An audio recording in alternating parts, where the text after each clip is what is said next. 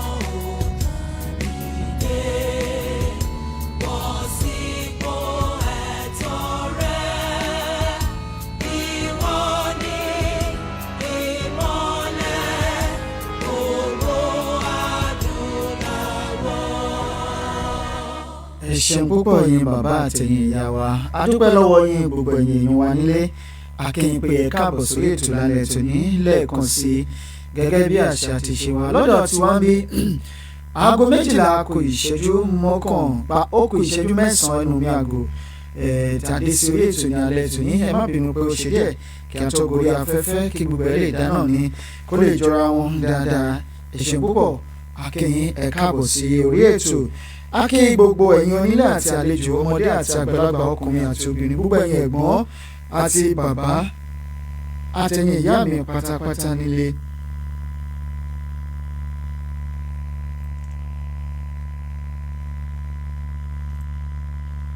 ẹ ṣeun púpọ̀ ẹ ṣe gan ni ìyá wa Balẹ̀rọ Tósìn akínyìn ẹ káàbọ̀ sí orí ètò lónìí mo ní ẹ káàbọ̀ sórí ètò sà ìyá wa Bánkọ́lé Fátímọ̀ Ìnọlá ẹ ṣeun púpọ̀ mo ní ẹ káalẹ́ olóòtú Adébánjí Samuel Adésànyà bàbá wa ẹ ṣeun púpọ̀ wọn ní Odùduwà nation together we can bàbá wa Samuel Ọláyọríjò wọn ní ẹ kú ètò olóòtú wọn ní Odùduwà nation Odùduwà united we stand divided we fall.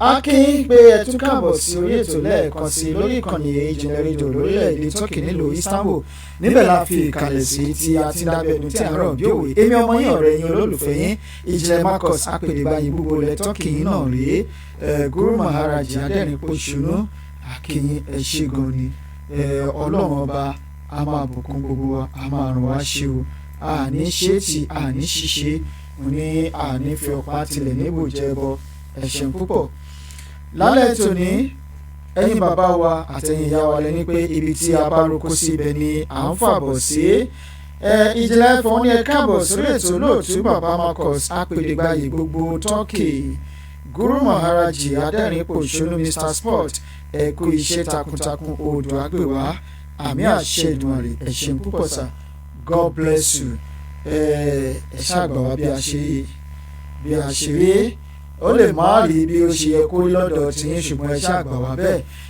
mo ní ibi tí a bá roko sí níbẹ̀ ni ibi tá a roko dé ibẹ̀ náà ni à ń fàbọ̀ sí lónìí tí àǹfààní bá wà fún wa Abíọ́dún Afọwàpẹ́ akínyínsá ẹ káàbọ̀ sí orí ètò wọn ní olóòtú ẹ kú ọjọ́ mẹ́ta odò àgbèwà o àṣẹ wà ẹ̀ṣẹ̀ púpọ̀ sà tí àǹfààní bá gbà wá tí àyè bá gbà wá lè ní a máa fọ́nrán tí a kọ́kọ́ ọ̀nà sójú àgbàgbé kí a tó bẹ̀rẹ̀ ètò yìí bí a ká sọ̀rọ̀ díẹ̀ nípa ẹ̀ ṣùgbọ́n ẹ jẹ́ kí a lọ sí ibi tí a fọ yàdàgbà ìtòrò sí lánàá ọlọ́wọ́ bọ́tìnì wa ẹ jọ̀wọ́ ẹ ò kó lọ bẹ́ẹ̀ ẹ gbé sókè kó wà bẹ́ẹ̀ yẹn ẹ jọ̀ọ́ níbẹ̀ ni a ti máa bẹ̀rẹ̀ lónìí ó yá ẹ bá wa gbé sí ojú afẹ́fẹ́ ẹ ṣeun púpọ̀ àdúpẹ́ púpọ̀ lọ́wọ́ yín ẹ ṣé gan ni we need to talk a bit about Nigerian Constitution tonight where we stopped yesterday níbẹ̀ náà ni a ti máa bẹ̀rẹ̀ lónìí ilẹ̀ Odùduwà yìí kò wọ́n ní àkíngbà kàtà lọ́wọ́ akitì ẹnìkan ò ní jẹ́gbalẹ̀ bàbá ọmọ lọ́wọ́ ọmọ ẹ ṣeun púpọ̀ kò sẹ́ni tó lè gba ilẹ̀ Odùduwà lọ́wọ́ wa àwa náà la máa gba ilẹ̀ Odùduwà lọ́wọ́ wọn pẹ̀lú àṣẹ ní ọwọ́ Ọlọ́run ẹ jẹ́ kí picture wa tóbi díẹ̀ sí ẹ kó tóbi díẹ̀ sí ṣédà táwọn èèyàn á lè rí ojú wa ń lé ta ló ń sọ̀rọ̀ yìí we want to see his face ojú wa náà nìyẹn o wọ́n ní ojú kòró kì í pojú kòró jẹ bó ṣe wà nìyẹn ẹ ṣé gan ni. ẹ̀yin tẹ́ ẹ wà lórí rédíò lónìí a kí gbogbo yín pátá wípé ẹ káàbọ̀ sórí ètò ẹ ṣeun púpọ̀ wò àdúpẹ́ lọ́wọ́ yín ẹ̀yin tẹ́ ẹ wà lórí Facebook ọpẹ́ púpọ̀ lọ́wọ́ yín wọ́n ní ẹni tá a ṣe lórí tí ò dúpẹ́ òbúrújú kọ́ lọ́ṣà kókó ni lẹ́rù lọ àdúpẹ́ lọ́wọ́ yín ẹ ṣé gan ni lónìí a lè ṣe ká má dúpẹ́ ní gbogbo ìgbà torí pé tá a bá dúpẹ́ lọ́wọ́ yín a jẹ́ wípé ayabara mòrè jẹ to those of you tó ṣì believe pé Nigeria can still become a better country or Nigeria èèyàn kan ṣì lè wá tó lè jẹ́ messiah tó máa wá tún Nigeria ṣe the constitution will not allow that to happen. The constitution will never allow that to happen. Adeleke Ganiat Akinye ẹ káàbọ̀ sí orí ètò lónìí ẹ jọ̀wọ́ ẹ bá wa share ètò yìí ẹ bá wa share ètò yìí ẹ jọ̀ọ́ torí Ọlọ́run ẹ bá wa share. ìyá wa Esther Adéwùsì wọ́n ní ẹ kálẹ́ olóòtú ẹ kú iṣẹ́ ìlú ọlọ́run á pín yín lérè sà Oòduà kò ní bàjẹ́ àmín àṣẹ Ìdùmarè ẹ ṣeun púpọ̀. Now this is the section 2 of the Nigerian Constitution. Níbẹ̀ ni adédúró lánàá section 2 subsection 1 tó sọ wípé Nigeria is one indivisible and indissoluble sovereign state to be known by the name of the Federal Republic of Nigeria. Nǹkan tí ó ń jẹ àwọn ará abí nìyẹn tí wọ́n fi ń dókòkò lájà sí wa. Now let's look at the subsection 2. ẹ bá wa zoom ẹ jọ̀ọ́. ẹ jẹ́ ká wò ó. Okay, yeah, ó ti dà bẹ́ẹ̀.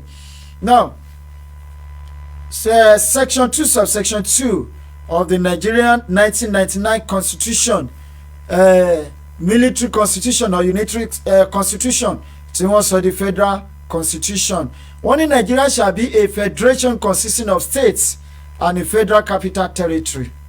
And which are the states? These are the states, 36 states.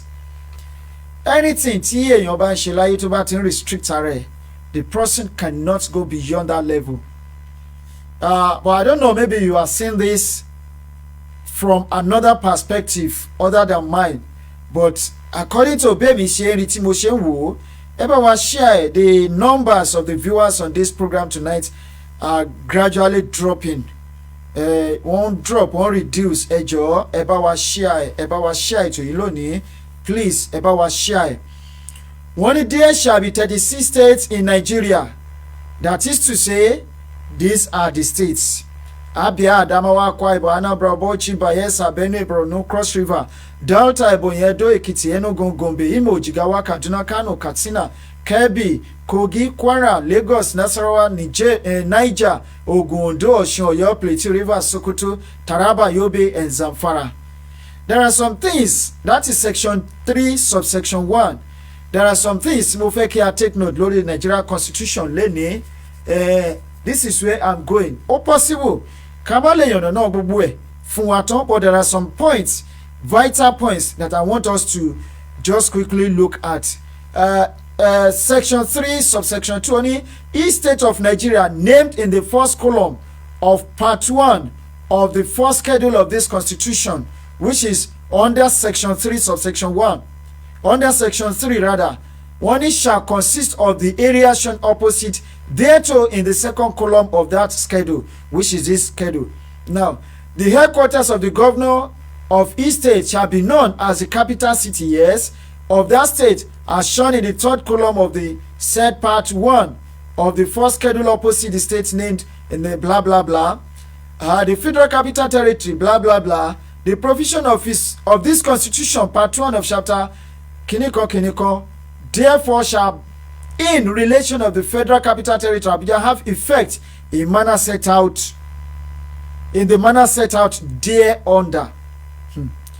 There shall be 760 local government, whatever. Okay. Then part 2, power of the Federal Republic of Nigeria. Bàbá àròpọ̀rẹ́ àyọkúròbí akínyẹ káàbọ̀ sí orí ètò lónìí sà. Ẹ ṣeun púpọ̀ bàbá wa. Àwọn tílé ayé nìyẹn, ẹ ṣeun púpọ̀. Ojú tẹ́ ẹ fi wò wá ò ní fọ́, bẹ́ẹ̀ náà ni etí yín ò ní di. Ẹ bá wa share ètò yìí ẹ jọ̀ọ́ torí Ọlọ́run, ẹ bá wa share. Now, we are trying to talk about Nigeria Constitution. The flexibility and the rigidity of Nigeria 1999 Constitution. Tí wọ́n gbé sí under tí wọ́n pè ní Federal Constitution tó dẹ̀ jẹ́ unitary constitution. Àwọn pé tó bá sọ wípé we are practicing federal system of government in Nigeria, ẹ sọ fún wọn pé kán lọ kú. Now, these are the things tí mo fẹ́ kí a mọ̀ lénìí. Under section 1 subsection 1 section 4 subsection 1, only the legislative powers of the Federal Republic of Nigeria shall be vested in a National Assembly for the Federation, which shall consist of a Senate and a House of Representatives. Yes, the National Assembly shall have power to make laws for the peace, order, and good government of the Federation or any part thereof with respect to any matter included the exclusive legislative list set out in part 1 of the second schedule of the Constitution. Now, this is what I want us to know here. This is what I want us to notice. Only the National Assembly shall have power, yes, to make laws. Irú law wo nìyẹn? For what? For the peace, order, and good government. Ẹ jọ̀ọ́, do we have this in Nigeria? Peace. There is no peace in the country. Peace ti kú tipẹ́tipẹ́. Ẹ jọ̀ọ́, ẹ má tẹ́ bá bí wọn Nigeria, ẹ má sọmọ yín ní peace o. Order. There is nothing in order in that country. And good. There is nothing good about Nigeria. Take it or leave it. Ibẹ̀ yẹn kọ́ ni mo ń lọ. Mo kàn sáré call attention wa sí ni. Now, wọ́n ní the power of the National Assembly to make laws of the peace, order, and good government of the federation with respect to any matter included the exclusive legislative list shall, save as otherwise provided in the Constitution, be to the exclusive of the House of Assembly and blah blah blah. Bàbá wa Kẹ́mi Peter wọ́n ní ẹ káàbọ̀ ẹ̀ṣẹ̀ púpọ̀ sá. The power of the National Assembly make the laws for the peace, order, blah blah blah, repetition ṣì ní gbogbo yẹn. In addition and without prejudice to the powers conferred by Section 2 of this section, the National Assembly shall have power to make laws with respect to the following matters. That is to say, now, any matter in the current legislative list set to out of column, blah blah blah blah blah, whatever. Any other matter with respect of this one, if any law enacted by the House of Assembly of a state, if any law enacted by the House of Assembly of a state is consistent with any law validity made by National Assembly, the law made by the National Assembly shall prevail. Now, nígbà míì, and that other law shall, to the extent of inconsistency, be void. Now, sometimes when I came across this constitution, tí mo rí bíbá yìí, especially this particular one, section 3 subsection 5, I don't know, it ń ṣe law àbí tẹ́ ń read the government, ẹ ti mọ bí ẹ ṣe máa pè é. Mo fẹ́ kí gbogbo wa ka column yìí, ka paragraph yìí nílé. One, if any law enacted by the House of Assembly of a state is inconsistent with any law validly made by the National Assembly, that is, if any state tó bá make òfin tó tako òfin National Assembly, now the law made by the National Assembly shall prevail. Mo wá rí wípé, yes, I need to blame our governors, and I need to blame our politicians in certain part of the country, because tí mo bá wà lórí seat yẹn, if I were one of them, tí mo bá make nǹkan àbí tí mo bá ṣe nǹkan tí mo mọ̀ pé kí ni lè benefit àwọn èèyàn mi, tó bá ní mi ò ní pé mi ò ní láyè láti ṣe, tí National Assembly bá tako mi, the best thing for you to do as a governor or as a commissioner or as someone from the House of Assembly of a state is to tender your letter of resignation with immediate effect, in order for you to gain your respect, to gain the respect of your people. Now, this is to tell you wípé even the states in the country has no power. They cannot make law of their own. Take, for example, in America, to yẹ pé true federalism wọ́n ti ń practice it. The states can make their law tó bá wà conducive fáwọn èèyàn wọn. If you go to Canada, the same thing ló ń ṣẹlẹ̀ ń bẹ̀.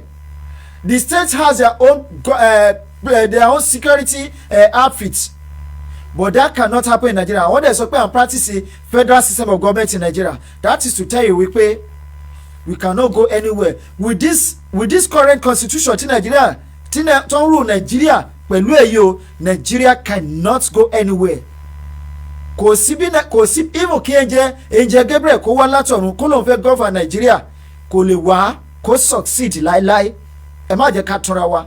If any law enacted by the House of Assembly of a state is inconsistent with any law validly made by the National Assembly, that is wípé if any state bá make òfin tó tako òfin National Assembly, then the law made by the National Assembly shall prevail.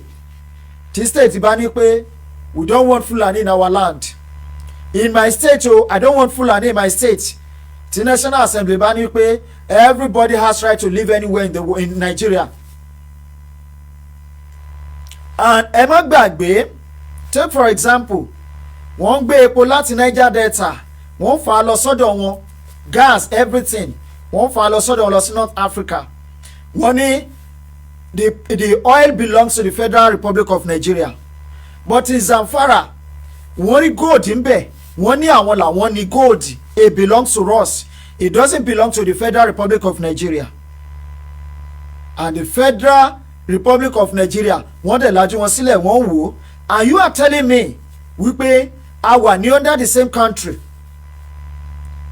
Wípé we are all Nigerians.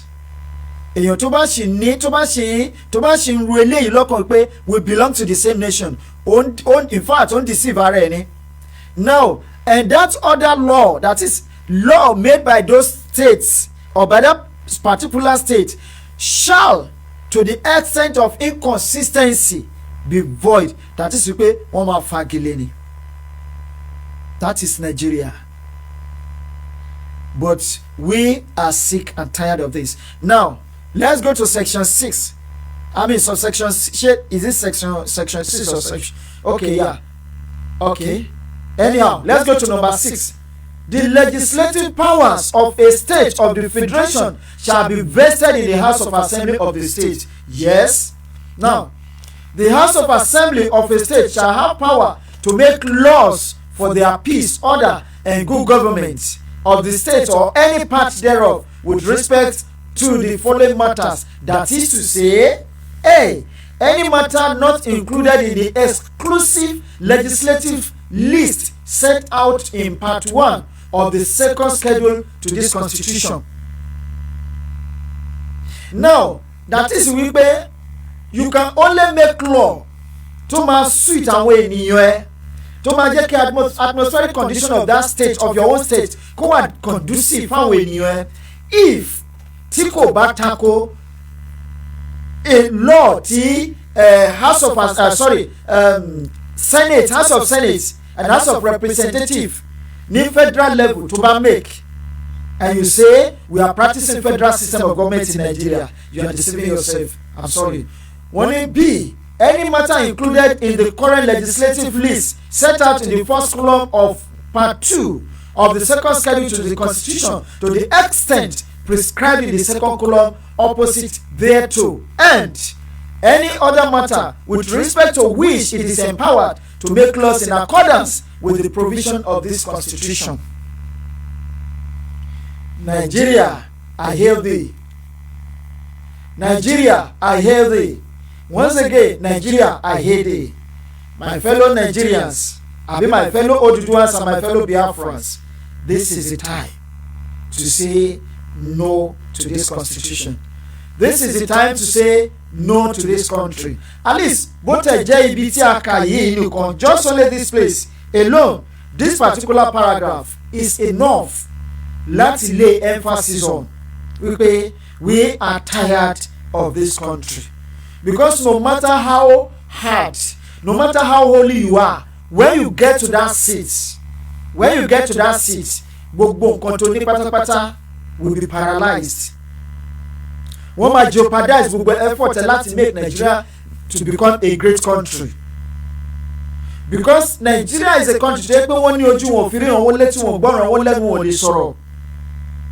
So the only thing, if you want to make life better for your people, the only thing, if you know you have the love of your people at heart, if you know you want to move your country forward, the only thing you can do is that let's join hands together and disintegrate the country.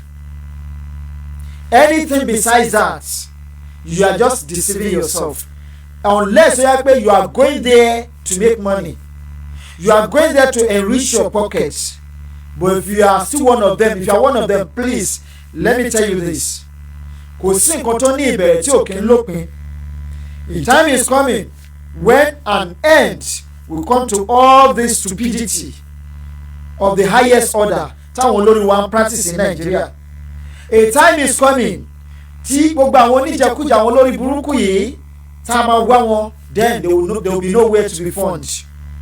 So it's better if you have the vision now, you have the mission, you have the ambition to become the leader of your people, and you want to lead them the right way. It's better you join hands with this agitation. Let's form an alliance with Igbos. Let Igbos form an alliance with Yorubas. Let's join hands together and break the country into pieces. Because as long as this 1999 constitution, this 1999 fraudulent constitution, Toshiwa in existence, Nigeria can never ever progress. Adeyeye, thank you so much. Wọ́n ní ẹ kú iṣẹ́ takuntakun. Bàbá wa Samido, wọ́n ní ìjìnlẹ̀ Marcus, ẹ kú iṣẹ́ takuntakun. Ìjìnlẹ̀ Ẹ̀fẹ̀, wọ́n ní ẹ bá wa pé ètò yìí. Ọ̀jẹ̀ní Ìṣẹ́gun Sunday, thank you so much. Ṣọ́nà olóòtú, ẹ kú ètò sà, ẹ ṣeun púpọ̀ sà, ẹ káàbọ̀ sí orí ètò ìṣègùn ni.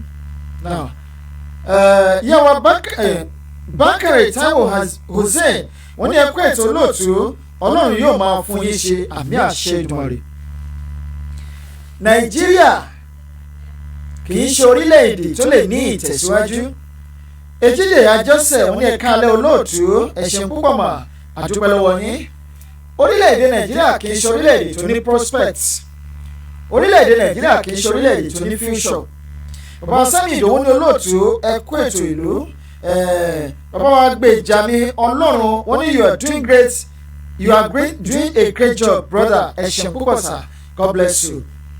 Orílẹ̀-èdè Nàìjíríà kì í ṣe orílẹ̀-èdè tó ní ìtumọ̀ àbí tó lè ní ìtumọ̀.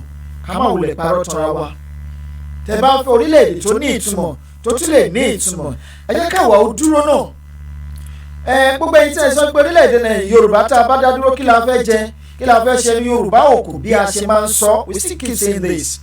Yes, ẹ lè máa wò pé ní Yorùbá òkú. Yes. You have a point there. I know you have a point. But ẹ jẹ́ ká wò wípé kò sí orílẹ̀-èdè tẹnu wọn lè kó. I was speaking with someone yesterday. Ó ní pé ọ̀rọ̀ tá à ń sọ yìí wípé ó ti tó. Wípé tóun ò bá rí action, òun ò ní lọ́wọ́ sí nǹkan tá à ń ṣe. Ní ẹ̀sà. You can start from somewhere too. You can lead this agitation. Once you know that action is what we need, you can start by taking that action now and let others support you. At least some people started this agitation. So you can also come along the line and form your group. Take action if you don't want to join the rest of the group. And I think it's better we come together as one so that we can form a formidable team. When we form a formidable team, then we'll be able to come out with full force and face this thing once and for all. Papa Sami, the only Yoruba nation is the answer. No more answer to the question. Baba Aropoire, Ayokuro ebi wọ́n ní ká ẹ bá wa share ètò yìí. Okay, now let's go to number 8. One is same as otherwise provided by the Constitution.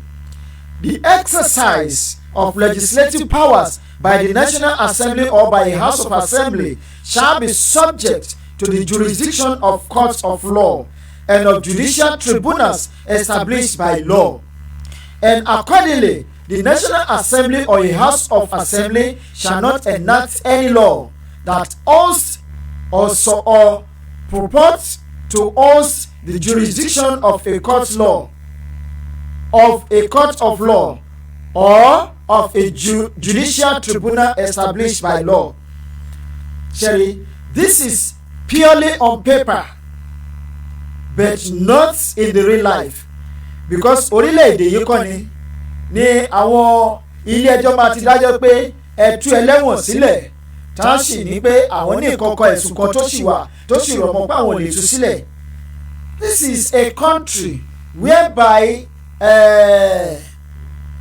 the provision of law tí àwọn èèyàn kì í respect ẹ̀ láíláíláí. That is Nigeria for you.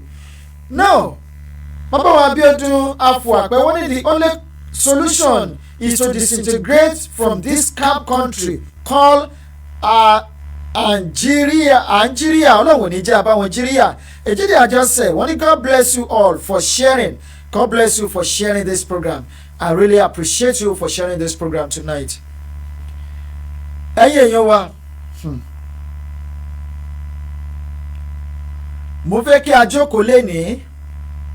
I am still going to continue in that constitution, with that constitution. I'm going to continue with it. But let's go back to the video tí a kọ́kọ́ nà síta lénìí to show you some of the qualities of Yoruba nation. Some of the qualities of Yoruba nation, the identity of Yoruba nation. Let's go through it together. Gbogbo ẹ̀yin tí ẹ ṣì ń believe pé Yorùbá ò lè dá, Yorùbá ò lè dá. Some people tá a bá sọ wípé Yorùbá fẹ́ lọ wá ní kí ni Yorùbá fẹ́ jẹ, oko mélòó la dá? Ẹ jọ̀ọ́ sà, ẹ jọ̀ọ́ mà, mo fẹ́ ká wò báyìí from this perspective. Tógun bá délé ní ṣáà ní jẹun. Are we not going to eat? Tógun bá délé ní ṣé à ní jẹun? No. Ilẹ̀ Yorùbá ó jẹ́ ilẹ̀ ọlọ́ràá tó lọ́wọ́ bá mi bùkún lọ́pọ̀lọpọ̀. Tẹ́ pé ẹ̀yẹ fi lé yín sílẹ̀, ẹ kàn kúrò lé yín fóṣù kan. Lásìkò ọ̀gbẹlẹ̀ ni òtójò ọ̀rọ̀ rárá, ẹ kàn fi lé yín sílẹ̀ fóṣù kan. Ká wá padà wá after 1 month. Kẹ́wọ́ nǹkan tó máa ṣẹlẹ̀. Lásìkò ọ̀gbẹlẹ̀ ẹ rí i pé àwọn koríko á ti bẹ̀rẹ̀ sí ní hù jáde nínú compound yín. Tẹ́bí pé ẹ wò pé ilé tí mo fi sílẹ̀ ní last month kọ́ leléyìí. That is how fertile our land is. Ká wá sọ ìgbà òjò eléègàn ló wá burú jù, ẹ wá ń fi lé yín sílẹ̀ fún ọ̀sẹ̀ méjì péré lásìkò òjò during the rainy season. Just move out of the house. By the time you come back after 2 weeks, ẹ máa rí pé àwọn ọkà bàbà tí ẹ ti fi ṣe jéró láti last year tẹ́ ń gbálẹ̀ tẹ́ rò pé ó ti kúrò ní compound yìí, ẹ kàn rí pé ó ti hù síta ní ó ti jáde. Ṣé rí àwọn àgbàdo táwọn ọmọ fi ṣeré ní compound, àgbàdo tí ò tí ì gbó dáadáa ni ò tẹ́ pé ó kàn kò tí ì gbẹ dáadáa tí ó kàn yẹ pé ó kàn scatter sílẹ̀. Tẹ́ wo pé pé àwọn ẹ̀dìyẹ ti ṣáájẹ́. After 2 weeks when you come back there, ẹ rí i pé ó kéré jù àti ga tó yìí. That is to show you how fertile our land is. Tábà wá gbalẹ̀ wa lẹ́ni ẹ wá wò ó. If we not take our land back from these stupid Fulani people, these bloodthirsty Fulani people, if we take our land back from them, if we share gari, ká pín gari pẹ̀lú wọn, and we say no, enough is enough, and we stand on our own, ká wá wò wípé ká wá let's devote 2 years to agriculture. Ká wá ní pé okay, in our land and practice àwọn kí lórúkọ àwọn primitive agriculture, but now we want to venture into mechanized farming. Pẹ̀lú àwọn farm implements akọwá láti abroad wá sí Nàìjíríà. Okay, not everybody will go back to the farm, but ẹ jẹ́ kí government kó handle it for 1 year and let's see what will come out of it. Now, as long as we are still together as a country, as a nation in Nigeria under this constitution, I am sorry. Sorry, ni middle name wa mama je, because we'll be going nowhere. Kò síbi tá fẹ́ lọ, because kò síbi state ṣe lè lágbára tó máa ṣe òfin tó máa surpass agbára ti àwọn House of Assembly. And as long as Nigeria is concerned now, pẹ̀lú nǹkan tá à ń ṣe pẹ̀lú agitation tá à ń ṣe yìí, wọn ò lè ever jẹ́ kí Nigeria dé top post, kí Yorùbá dé top post láéláé mọ́. Because what they have been doing to Igbos since 1967 is the same thing they will be doing to us now. They will do everything humanly possible to make sure that they hold on to that power, that they don't release that power. And as long as they don't release the power, there is no law tí a lè enact nílùú wa. Ẹ wo àwọn Àmọ̀tẹ́kùn, ìgbà táwọn governors wá dìde pé they want their own security outfit ní southern part of the country, southwest, wọ́n fi agídí ṣe, wọ́n ṣe gbogbo ẹ̀, wọ́n ta agídí tìpátìkúùkù, wọ́n dá Àmọ̀tẹ́kùn sílẹ̀. Bọ̀wọ̀ òfin ò fààyè gba Àmọ̀tẹ́kùn kan gbé ammunition. Ìwọ̀nba ammunition tí Àmọ̀tẹ́kùn gbé lẹ́nìí kò jọ wípé wọ́n rí illegal way ni. Bó tẹ̀ yẹ pé àwọn náà wọ́n ti ṣe agbára wọn lò. Yet we say we are under the same government. Bẹ́ẹ̀ má gbàgbé àwọn Iswat ní northern part of the country. Wọ́n wà well armed. And as Amotekun is in the southwest, so is the eastward.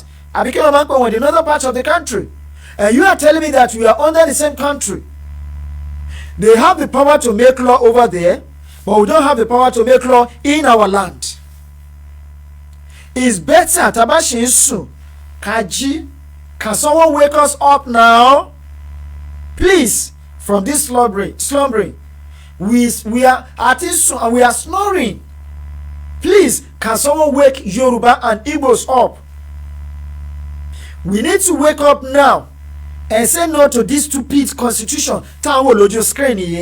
Because it will lead us to nowhere but to destruction. It will lead us to destruction. Nigeria wasn't like this. But Nigeria oda, but last 1999. Mo ṣáà rí pé kò sí progress in Nigeria. A step forward and 1,000 steps backward. Bó dẹ̀ ṣe máa lọ nìyẹn. Bó ṣe máa lọ nìyẹn. Look at where Turkey is today. Turkey was nowhere to be found in year 1999. Especially in the earthquake ṣẹlẹ̀. Nigeria was spread heavy hand to them in 1999. There was a time that United Arab Emirates came to Nigeria láti yá owó tí Nigeria fi wọ́n pa. Ibi tí UAE wà lẹ́ni, Nigeria will buy in the next 1,000 years if we should continue this way. And these people travel out. Wọ́n ní gbogbo nǹkan táwọn òyìnbó ṣe fáwọn èèyàn tí wọ́n, but they will never come home. Láti wá ṣe kíni, láti wá ṣe the same thing fún ẹ̀yin tẹ́ ẹ wà nílé. Why? Because they rely heavily on this constitution that is going to guide them and back them and protect them. So it's better we wake ourselves up now. Bóyá Yorùbá dẹ̀ ń pirọrọ ni I don't know, torí pé ẹni tó bá sùn là ń jí a lè jẹ́ ẹni tó bá ń pirọrọ. Because ọba yẹn pé à ń pirọrọ látijọ́ yìí ó yẹ ká ti máa kí gbogbo wa gan ní ìsìn bá ṣe sọ̀rọ̀ gan ká sọ pé okay, this is we want to raise our flag. And meanwhile, some people still don't believe on what we are doing.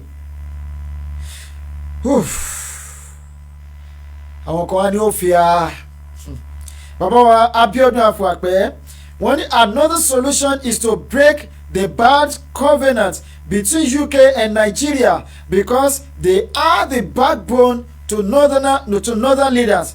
You're right, but there is nothing we can do without UK. The only thing we can do is not to take our problem to them anymore. Ẹ wo ti EndSARS ìgbà tí wọ́n tó sọ pé àwọn parliament wọ́n láwọn fẹ́ gbé ìgbésẹ̀ lórí. Everybody was jubilating, clapping hands for them, giving them a round of applause, applauding them. But láti ìgbà yẹn ṣẹgbọ́n kankan wọ́n ti gbé sínú kúlà, which means that the British government are even the ones supporting and backing them up. So there is something. The only thing we can do now is to face these people. Tí UK bá wọ́n fẹ́ back wọn up ńgbà yẹn, then the rest of the world will see that UK are backing them to fight us. Because what they are doing today, the UK government, they know that if Nigeria should break up today, that there is no way they can control the Biafrans and the Yorubas. Because these people are very wise. They are wise enough to make their country one of the best countries in the world. So by so doing, they will not allow that to happen. So the best thing for us to do is that let us stand on our feet now. Let us rise up on our feet and face this battle once and for all. There is a way we can face them. There is a way we can fight this battle. There is a way we can handle these people. Let's handle them like Fidel Castro did in Cuba when he faced the Spanish government. And the Spanish government then was so powerful, very strong. But he went, he saw, he fought, and he conquered. We can also do the same thing today. Our children, our people are sophisticated worldwide. They have the intelligence, they have the strategy, they have all it takes to take our land back from these Fulani people. But how do we identify them? How do we talk to them? How do we persuade them? How do we persuade them to see things the way we are seeing it? I know you know some of them. I know some other people know some of them. I know some other people know some of them. And I know we know some of them. We can talk to them. We can persuade them. If we can do this successfully, I bet it. In the next 1 year, we are going to take our land. Because if you fail to act now, look at what they are doing. Your people are suffering. Hunger in the land. Killings every day. People are dying. Education, zero. Health sector, zero. Security, nothing to write home about. But ẹ ṣì ń lọ síta, ẹ lọ ra nǹkan ìjà ogun. You borrow money to buy weapons. You borrow money to buy weapons. Every day, there is no single day tí Nigerian government tí kò ṣe nǹkan tó máa wà lórí wọn ni wípé we want to go and borrow money. We need to borrow money. We need to borrow money. What are you doing with this money? We don't know. Until we rise up and say no to Nigeria, we are going nowhere. Kò ń ṣe with this constitution tí mo wò yìí o. With this constitution, tẹ́ bá wo constitution yẹn lọ sísàlẹ̀.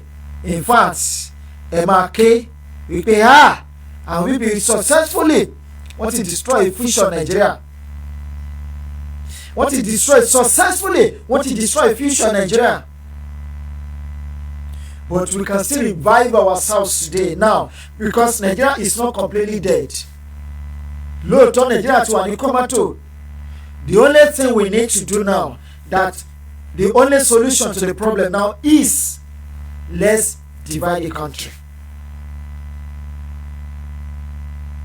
Let Biafra go, let Oduduwa go, and let Arewa go.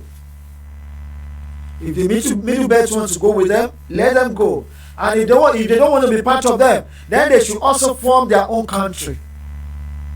If the Hausa people are ready to go with Fulani, so be it.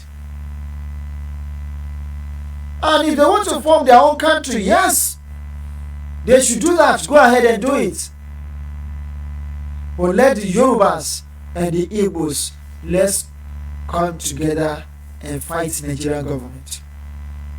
I know they are panicking now because 11th hour ni wọ́n wà.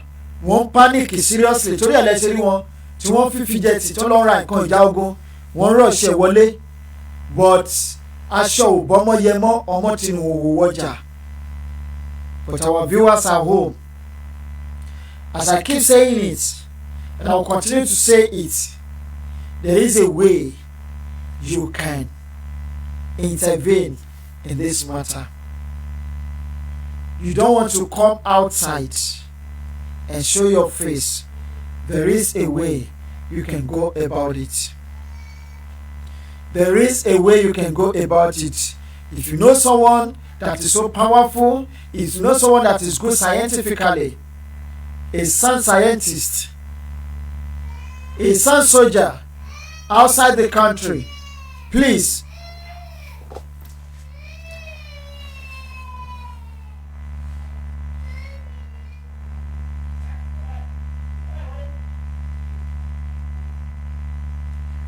if you know someone that can be of help and you are very close to him or her, please talk to him or her. If you know someone that is in the United Nations or in anywhere that can be of help to this struggle, please, we are begging you to rise up now to the assistance of your people, because today is the appointed time, the appointed day. Tomorrow may be too late. Ẹ má jẹ́ kí a tẹ̀lé constitution yìí.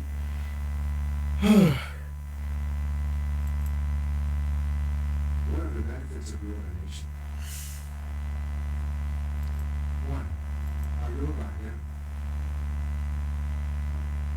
We will get our original non-being Yoruba identity back. We are Yoruba citizens. We are not Nigerian citizens. We will get our original and God-given Yoruba identity back. And how do we get this back? How did they take our identity from us? These people have been practicing this for a very, very, very long time. And they've succeeded in doing that. But how do we get this? Then how did they take our identity from us? I will tell us today, and I will let us know. 1, they did not allow us to study our language and our history in our school. One remove curriculum wa. I mean, we're in another part of the country, they still study Hausa, they study Fufude, they study Fulani or whatever the language over there. But in our land, when your curriculum Yoruba kúrò nínú kiniwa, kúrò nínú syllabus wa ní school, right from the primary school to the tertiary level, wọ́n yọ pátápátá. There was even a time just so wípé they wanted to compulsory it wípé kọ́ máa kọ́ wọn ní Arabic ní universities wa, if not that pé àwọn èèyàn dìde ń gbà yẹn. Now successfully wọ́n ti gba identity wa lọ́wọ́ wa, but we need to get back our identity. And how do we get our identity back? We cannot get back our identity láì jẹ́ wípé a kúrò nínú Nigeria, because this constitution will never allow us to get our identity back. Don't let us deceive ourselves. The present constitution tí Nigeria practice ní tí Nigeria wà ní ọ̀dẹ̀ tó ń govern Nigeria Yorùbá ò lè ever get identity wọn except we move out of the country, because we are Yoruba citizens, we are not Nigerians. So don't see yourself as a Nigerian henceforth. See yourself as a Yoruba man, as an Oduduwan.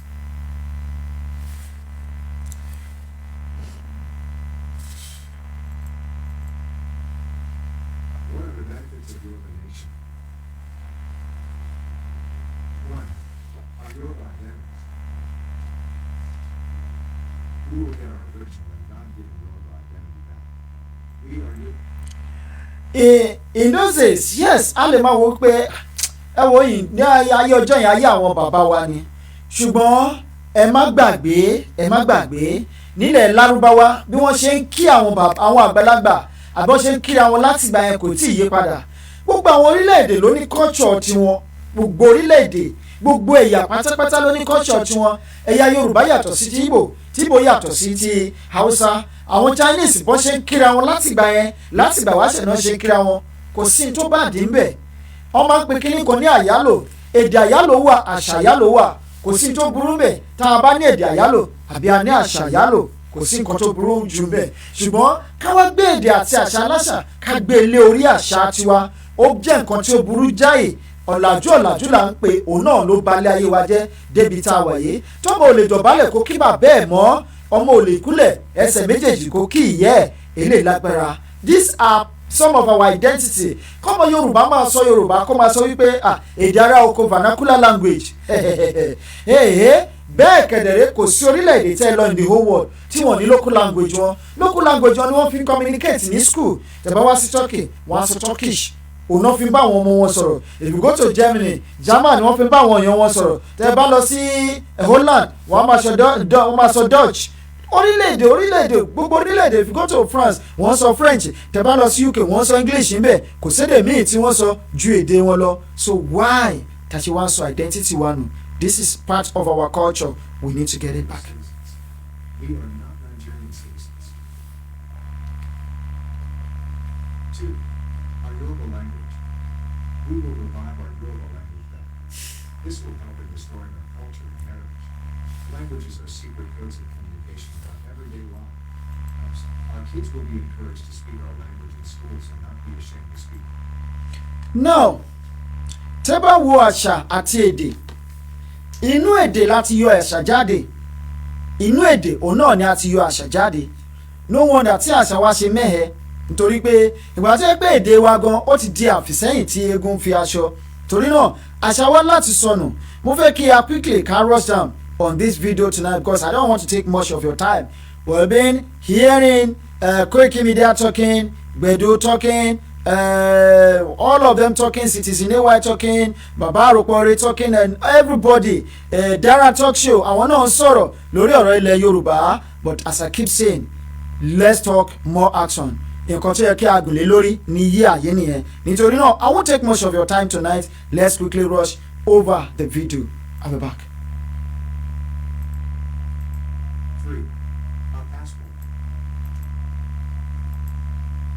We will have our own Yoruba passport. We will be Yoruba citizens and not Nigerians. Other countries now see Nigerians as a terrorist. We are not Nigerians and we are not terrorists. 4. Our currency.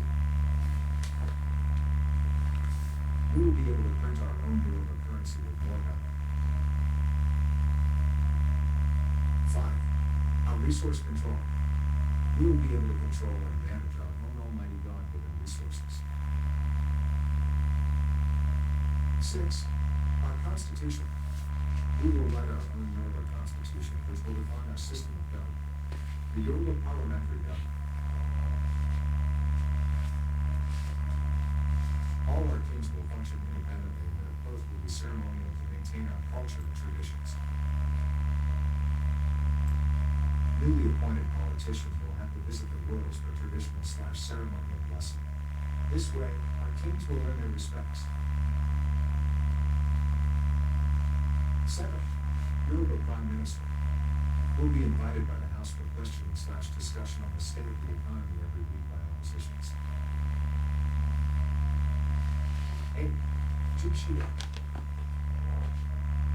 We will have our own Yoruba judiciary system where human life will be respected. 9. Our security. We will be able to manage the security of Yoruba land. We control our army, navy, air force, police, secret agents, and other security agencies. 10. Immigration.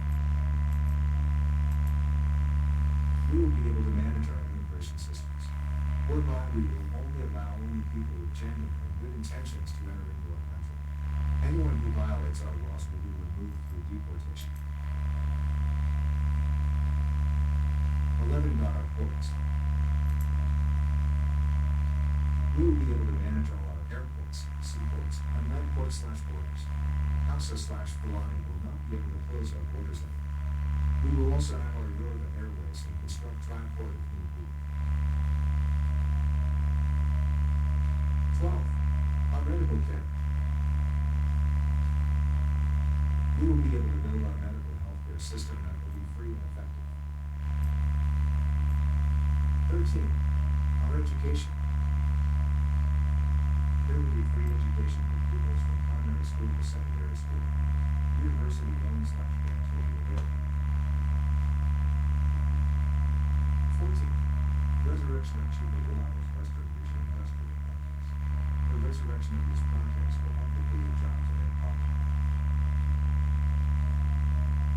15. Yoruba football career league and other sports. Many Yoruba youth are football lovers and full of energy. We will invest in this area to help develop their football career.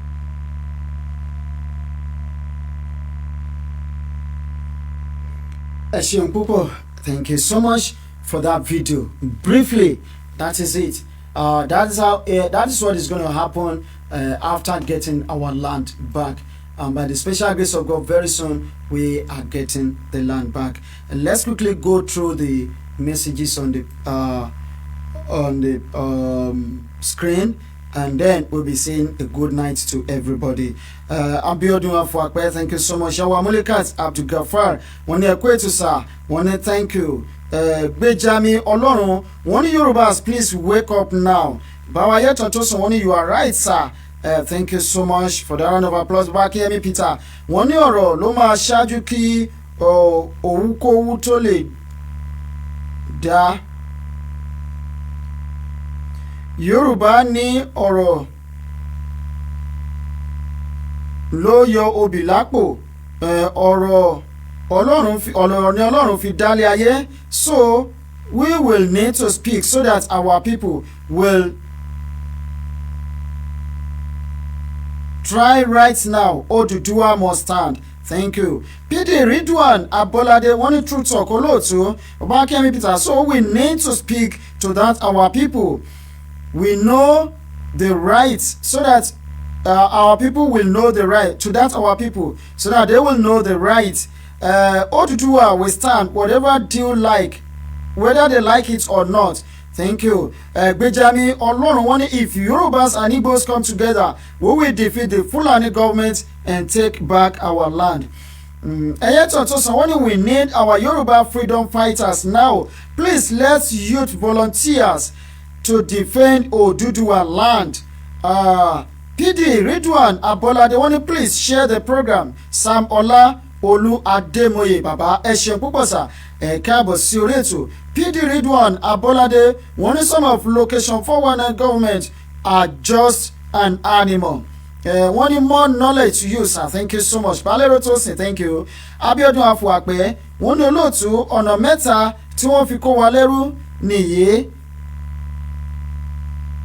Wọ́n ti gba èdè language 2 ẹ̀sìn wa religious and third one is culture.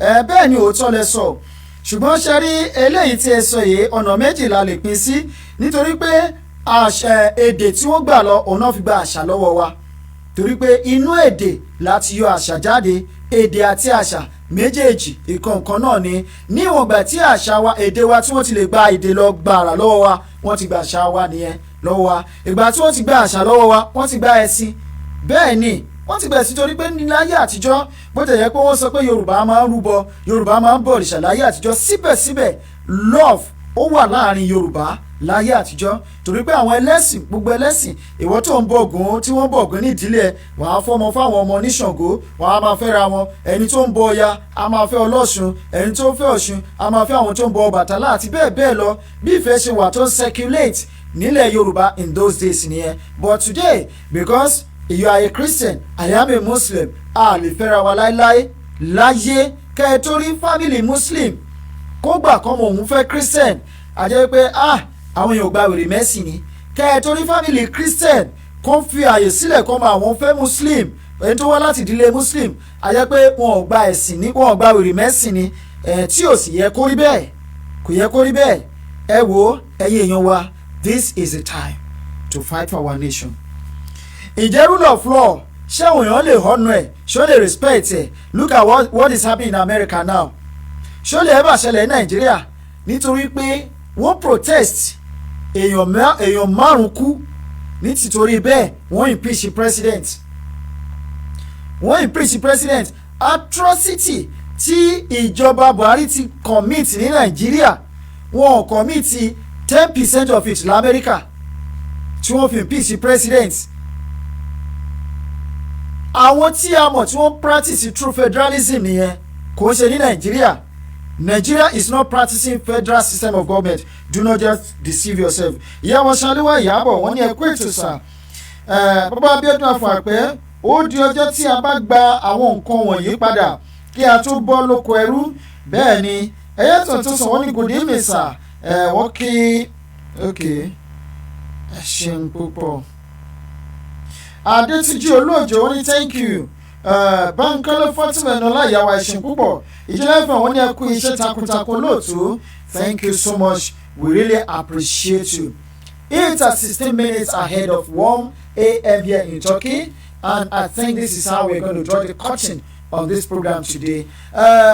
Tabari àwọn kọ́lọ̀ kan tí a máa nà sórí atẹ́gùn lórí constitution ní ọ̀la we will continue from there but one thing I wanted to be sure of is that with this constitution with this 1999 constitution tó wà lójú screen tẹ́yìn wò yìí Nigeria is going nowhere. Nigeria is going nowhere. Nigeria is a shithole country. Bí Trump ṣe sọ ó ní shithole country. Nigeria is a shithole country. Nigeria is a zoo. Bí Nnamdi Kanu ṣe sọ Nigeria is a zoo. Animal kingdom is Nigeria. And until we break that jinx now, until we break the country now, we will continue to go backward. Ibi tí Republic of Benin bá wà lẹ́ni lè gbé Nàìjíríà dúró síbẹ̀.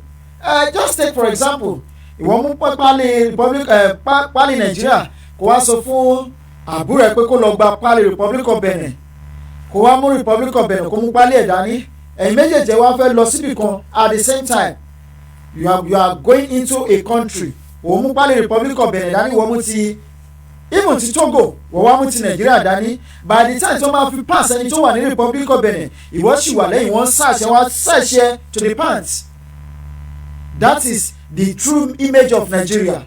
And this is just the beginning, because the thing can get worse. It can never get better in that country. Ìyá wa Bánkọ́lé Fátímọ̀ Ẹniọlá wọ́n ní ẹ kú iṣẹ́ takuntakun odò àgbèwá. Bàbá wa Olúṣọlá Adéníyì wọ́n ní this struggle for self-determination is a big and complex one, and we need to be very strategic about it. Agídí kò ràn kíní yìí o, gẹ́gẹ́ bí àwọn kan ṣe máa ń sọ wípé fìrìgbọ̀n òṣìlẹ̀kùn ẹni tó bá ní kọ́kọ́rọ́ lọ́wọ́ ni ó máa ṣí. Ẹ ṣe púpọ̀ sir, thank you so much for your advice sir. But sir, may I ask you this question? Ọ̀nà wo lẹ́yìn gbà lérò wípé a lè gbé ìgbà sà? Ẹni pé fìrìgbọ̀n òṣìlẹ̀kùn pé ká ní sùúrù sà. Ọ̀nà wo sà? Inú mi ò bá dùn tẹ́ ẹ bá lè kọ́ sí ojú agbágbé lẹ́nìí wípé bí ẹ ti sọ wípé ká ní sùúrù yìí ká máa tẹ̀síwájú láti máa jẹ ìyà yìí sí, ká má ṣe agídí, ká má bá àwọn ìjọba wa jà, ká má lo agídí sí. Ọ̀nà wo lẹ́yìn rò sà wípé a lè gbé gbà sá o? Tẹ́ ẹ bá lè bá wa kọ́ sí ojú agbágbé, inú wa ìbádùn púpọ̀. Ẹ jẹ́ kí n ka mẹ́sẹ̀jì lẹ́ẹ̀kan sí. Olúṣọlá Adébíyì, only this struggle for self-determination is a big and complex one, and we need to be very strategic about it. Agídí kò ràn kíní yìí o. Gẹ́gẹ́ bí àwọn kan ṣe máa ń sọ wípé fìrìgbọ̀n òṣìlẹ̀kùn ẹni tó bá ní kọ́kọ́rọ́ lọ́wọ́ ni ó máa ṣí.